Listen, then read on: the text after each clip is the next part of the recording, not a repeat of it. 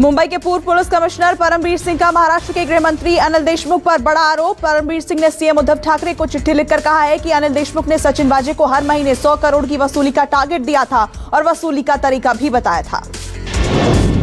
महाराष्ट्र के गृह मंत्री अनिल देशमुख ने ट्वीट करके अपने ऊपर लगाए गए आरोपों को बेबुनियाद बताया है। अनिल देशमुख ने लिखा कि परमबीर सिंह ने खुद को बचाने के साथ साथ आगे की कानूनी कार्रवाई से खुद को बचाने के लिए ये झूठा आरोप लगाया है। साथ ही मानहानि का केस करने की बात उन्होंने कही। मुंबई के पूर्व पुलिस कमिश्नर के 100 करोड़ वसूली के टारगेट का आरोप लगाने के बाद पूर्व मुख्यमंत्री देवेंद्र फडणवीस ने राज्य के गृह मंत्री अनिल देशमुख से इस्तीफा मांगा है। रामदास अठावले ने राज्य में राष्ट्रपति शासन की मांग की है। पीएम मोदी ने आज असम के चाबुआ में रैली को संबोधित किया। पीएम ने कांग्रेस पर निशाना साधते हुए कहा कि कांग्रेस सिमटती जा रही है। असम की जनता को भरोसा एनडीए में है। कांग्रेस चाय की पहचान मिटाने वालों का समर्थन कर रही है। पश्चिम बंगाल के खड़गपुर की रैली में प्रधानमंत्री मोदी ने एक बार फिर ममता बनर्जी पर निशाना साधा। कहा, केंद्र सरकार राज्य के विकास के लिए पैसा भेजती है, लेकिन ममता बनर्जी बंगाल में केंद्र की योजनाओं को लागू नहीं होने देती।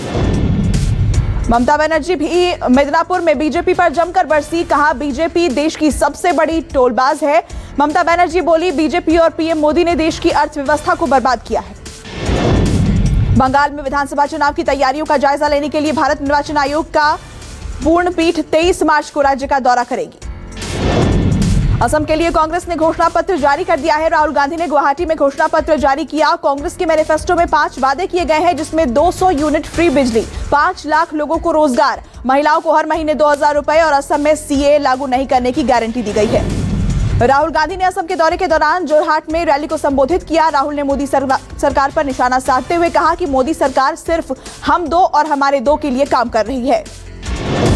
कांग्रेस महासचिव प्रियंका गांधी कल से 2 दिन के असम के दौरे पर जाएंगी। प्रियंका 21 और 22 मार्च को असम में रहेंगी। इस दौरान वो असम में 7 रैलियों को संबोधित करेंगी, जो कि नागांव, गोलाघाट, जोरहाट जिलों में होंगी। दिल्ली में मुख्यमंत्री घर घर राशन योजना मामले में सीएम अरविंद केजरीवाल ने केंद्र सरकार पर निशाना साधा। कहा, केंद्र के फैसले से राशन माफिया को फायदा होगा। केजरीवाल ने ऐलान किया कि बिना नाम के करेंगे राशन की डिलीवरी। राष्ट्रीय स्वयंसेवक संघ में 12 साल बाद बड़ा परिवर्तन हुआ है। आरएसएस के नए सर कार्यवाहक पद पर दत्तात्रेय होसबोले का सर्वसम्मति से चयन हुआ है। बीजेपी का वरिष्ठ नेता राम माधव एक बार फिर राष्ट्रीय स्वयंसेवक संघ में लौटेंगे। राम माधव को बीजेपी से संघ में वापस बुलाया गया है। राम माधव को संघ की अखिल भारतीय कार्यकारिणी में जगह दी गई है। भारत आए अमेरिकी रक्षा मंत्री ऑस्टिन की आज रक्षा मंत्री राजनाथ सिंह से विज्ञान भवन में प्रतिनिधिमंडल स्तर की बातचीत हुई। महाराष्ट्र के रत्नागिरी में भीषण अग्निकांड से दर्दनाक हादसा। आज सुबह करीब 8 बजे केमिकल फैक्ट्री में 2 धमाकों के बाद आग लग गई। आग में फंसने की वजह से 5 लोगों ने दम तोड़ दिया। देश में कोरोना की रफ्तार बेकाबू। नवंबर के बाद से देश में आज कोरोना के मरीजों में रिकॉर्ड तोड़ तेजी आई है। 24 घंटे में सामने आए करीब 41,000 मरीज, 188 लोगों की मौत हुई। महाराष्ट्र में फिर कोरोना विस्फोट। 24 घंटे में 25,681 नए कोरोना मरीजों की पुष्टि, जबकि 70 लोगों की मौत हुई। नागपुर में सख्त हुई पुलिस। लॉकडाउन पर ड्रोन से रखी जा रही है नजर। बेवजह घूमने वालों पर होगी कार्रवाई। वहीं नागपुर में लगे 7 दिन के लॉकडाउन के बाद मजदूरों का पलायन शुरू। मध्य प्रदेश सरकार ने महाराष्ट्र से आने जाने वाली यात्री बसों पर आज से रोक लगाई। 3 शहरों में लॉकडाउन लगा। एमपी के भोपाल, इंदौर और जबलपुर में 21 मार्च को लॉकडाउन। 31 मार्च तक तीनों शहरों में स्कूल कॉलेज भी बंद। शिवराज सिंह चौहान ने समीक्षा बैठक की। बैठक के बाद भोपाल, इंदौर, जबलपुर में लॉकडाउन के आदेश दिए गए। एमपी के उज्जैन, सागर, बैतूल, खरगोन, रतलाम और छिंदवाड़ा में भी सख्ती। दिल्ली पुलिस के हत्थे चढ़ी मुन्ना भाई गैंग की महिला सरगना आईपीएस ऑफिसर बताकर चला रही थी नौकरी दिलाने का गोरख धंधा। पुलिस ने इस मामले में महिला के भाई और दोस्त समेत 4 लोगों को गिरफ्तार किया।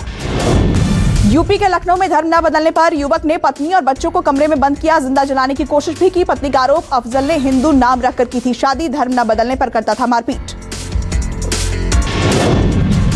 विमान ईंधन के दामों में बढ़ोतरी की वजह से हवाई किराया 5% महंगा। सरकार ने हवाई किराए के लोअर बैंड में 5% बढ़ाने का किया ऐलान। इमरान खान कोरोना वायरस से संक्रमित हो गए हैं। इमरान खान ने खुद को घर में आइसोलेट किया है। 2 दिन पहले इमरान खान ने चीन की कोरोना वैक्सीन लगवाई थी। भारत ने T20 सीरीज पर कब्जा कर लिया है। आखिरी मैच में भारत ने इंग्लैंड को 36 रन से हराया। शार्दुल ठाकुर ने सबसे ज्यादा 3 विकेट लिए।